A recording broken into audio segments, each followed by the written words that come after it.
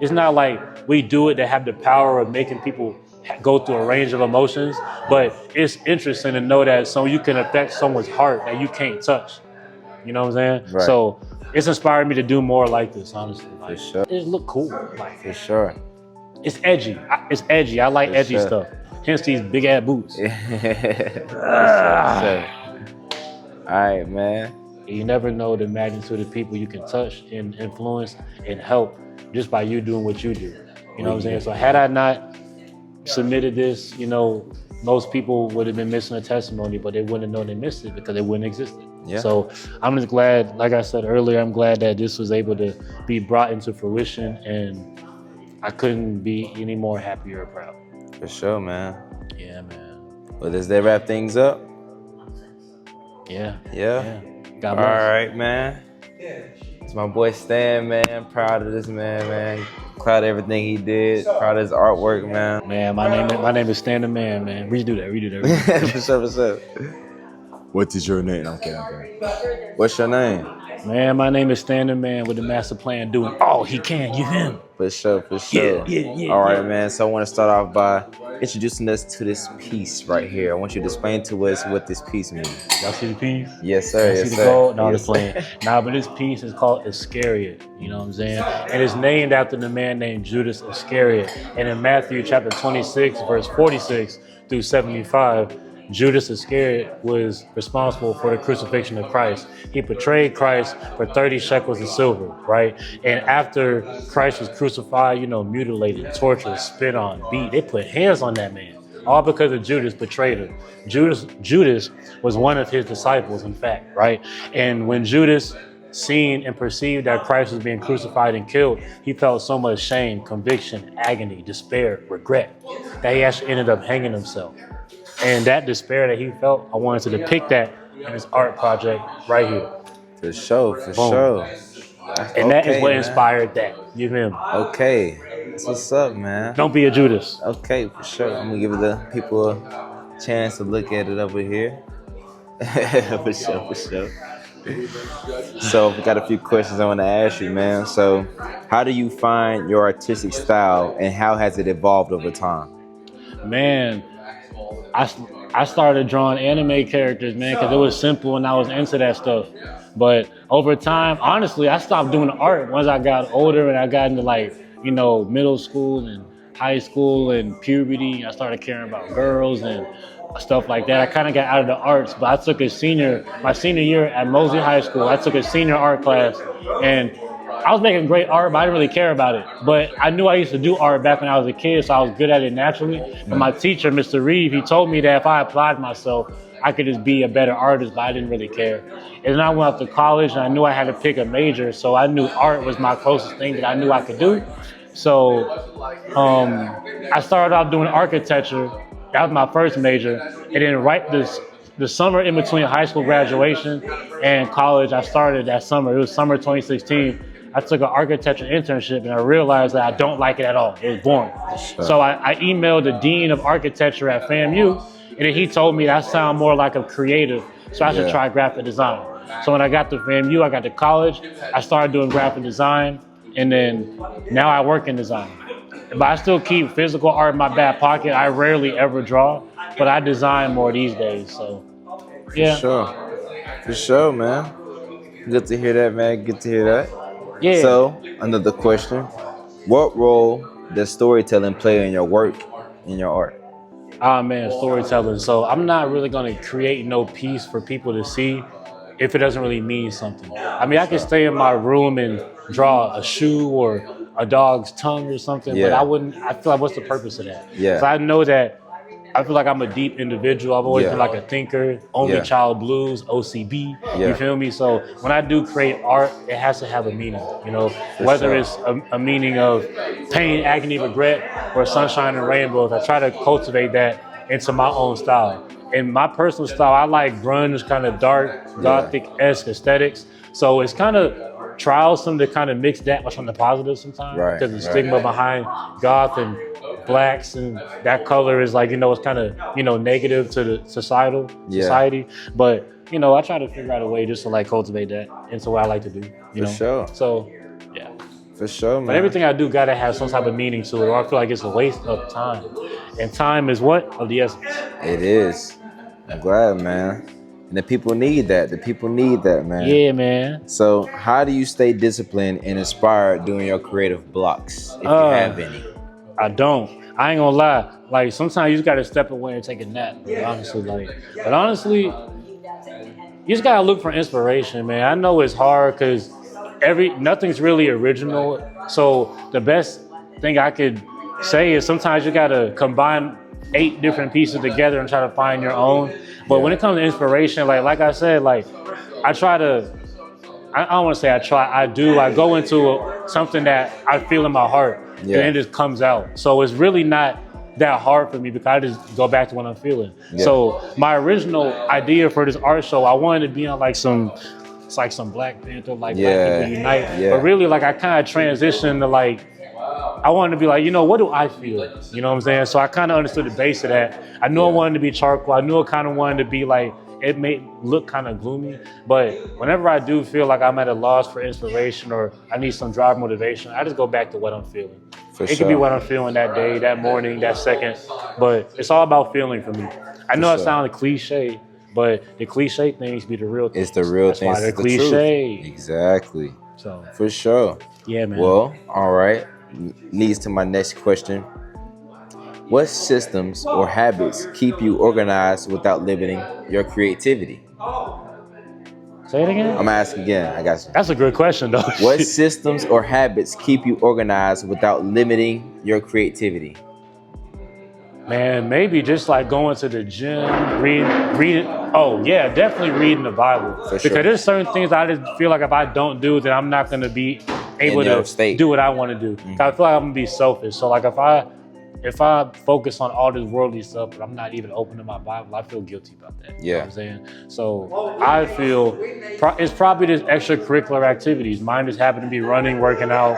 I don't hoop that much these days, but I'll still get busy. I play good defense, not dirty macking though. But just trying to find other things that you like. A lot of people, their problem is they don't have that many passions or hobbies, so they can't really distract themselves when they are going through a slump. But for me, I have multiple things that I like, you know what I'm saying? And sometimes it helps to just go out in nature, be under some trees and forget about it. Take a nap. Sometimes you got to forget about it, walk away, and then come back, So, yeah. So to fully answer the question, I try to take my mind off about it, doing other things I like. Simple answer, but it's effective. It's real. For sure, and it's real, and that's what helps you. Yep. So, what leads to my question again, it's funny because we talked about it a little bit earlier, but I want the people to hear about this. So how do you hope people will experience or interpret your art?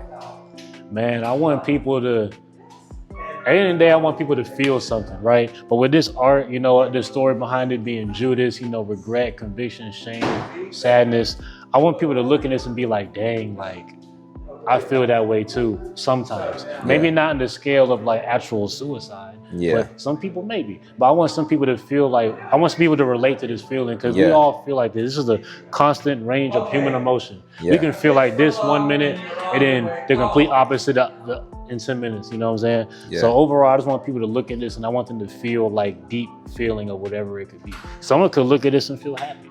Someone could look at this and remember when they felt like that, and they can compare to how they feel now, and that inverse can make them feel better, Or some people could look at this and think it's scary, But at the end of the day, like if you can feel something, whatever it is, as your prerogative, that's what I hope, For sure. And I want it to look nice too. For sure, for sure. And my last question now is: what future projects or innovations excite you most right now? So I was telling a lady this earlier. This is my first time actually finishing a charcoal project in its entirety. Like the first time I ever did anything charcoal was in college in one of my classes.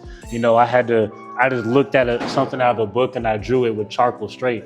And then leading up to this art show, I kind of practiced for about like 5 months ago. I did some art projects using charcoal, but this is the first thing I actually completed. And from looking at this, from hearing Ms. Kim's testimony about it, hearing what people say, seeing people like, they be leaning in with the neck. Yeah. It's like, it's inspired me to do more. maybe not just like this, but I want to do more charcoal because it seems cool. And like me, liking darker aesthetics, black tones, you know, like this is like my wheelhouse now. So, and I didn't even know that I was gonna be inspired to do more after I did this. I had to like see other people's reaction, you know, not like I want to do it because I know people like it, but it's fun when you look at it and step back, because looking at it now, it looks so much better than what I thought it looked like when I did it. And when you hear what people say about it, it makes you appreciate it more as an artist as well. Because it's not like we do it to have the power of making people go through a range of emotions, but it's interesting to know that you can affect someone's heart that you can't touch. You know what I'm saying? So it's inspired me to do more like this, honestly. For sure, man. And I'm gonna keep it with black dark tones too, because it just look cool. Like, for sure. It's edgy. I like edgy stuff. Hence these big ass boots. All right, man. Anything else you want to share with the people?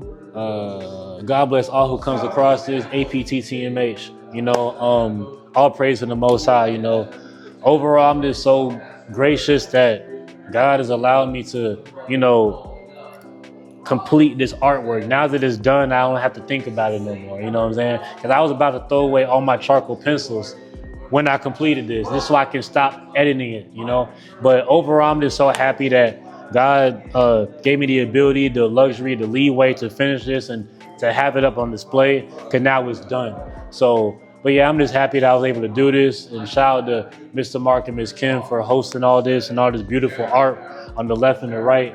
And man, the shading on the hands though, you feel me? Like, you know I get that. The shading behind the head, like, you know, like the show, like explain that. The shading behind the head might be my favorite part, because it kind of looks like in the cartoon when someone's going through a bad day and they have like the rain cloud above their head, you know, like, but it kind of looks like they're going through head trauma. Or like when you see those animated commercials and they're showing like, do you have any migraines? And they show like the little troubled animation. That's what that looks like. But I think like, if I took away that shading, took away the shading on the hands, it may not look as deep.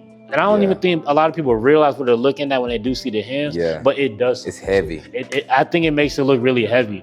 And it's funny because with the braids, I wanted to make the braids more in detail, but at the same time, I kind of liked it better like when it just being blacked out. You know, because you can look at it, it can look like a woman. You know, I'm still practicing still, but I try to make the pecs defined so you can tell it's like a shirtless man. But it could also look like an Indian with the braids. But my inspiration was a braided brother who was a complexion darker than mine. You know what I'm saying? But it's funny how it all comes out. But overall, I'm just so happy it's done. You know, and the teeth. You know, I was in the mirror looking at my mouth, because when you open the mouth, usually only like the first 4 teeth on the left and the right are going to be shown. But if I didn't know that, I probably would have drew all the teeth. So. I was in the mirror opening my mouth to try to make it like realistic, you know, to the best of my abilities, but with the jagged teeth to make it look like pain, struggle, strife. But and then ultimately, like, you know, the claws in the face is really what makes it. You know, it makes it look different. But I'm just glad the proportions came out pretty good, you know. For sure, man. I can yap about this for a long time, but for sure, man. Anything you want to include, man? It's all for you, man. Like, again, anything else you want to tell the people? Support your local art gallery. Because a lot of art galleries be having different things going on as well. Like the art gallery where we're speaking at now, poetry night. They have like glass blowing. They got like musical jazz concerts. Like, support your local art gallery and support your local skate shop. Support your local rec center. Support. It means a lot. You never know the magnitude of people you can touch and influence and help just by you doing what you do. You know what I'm saying? So had I not submitted this, you know, most people would have been missing a testimony, but they wouldn't have known they missed it because it wouldn't exist. So I'm just glad, like I said earlier, I'm glad that this was able to be brought into fruition, and I couldn't be any more happier or proud. For sure, man. Yeah, man. Well, does that wrap things up? Yeah. God bless. All right, man. It's my boy Stan, man. Proud of this man. Proud of everything he did. Proud of his artwork, man. Thank you, man. For sure. Thank you, man. So, man. It's your boy MJ, it's your boy Stan. We out. Hold on. Uh, What's up, boy? you know what I'm saying? How you doing, You know man? what I'm saying? I'm doing good. Yeah, Thank you man. for inviting me to this nice venue, man. We got Love to the fit on work. J's on. Man, you know what I'm Yeah, I'm man. saying? But it's nice, man. It's his night tonight. I appreciate it, man. So, I but appreciate yeah, it. man. Appreciate it. Yeah, man. So. Yeah, man.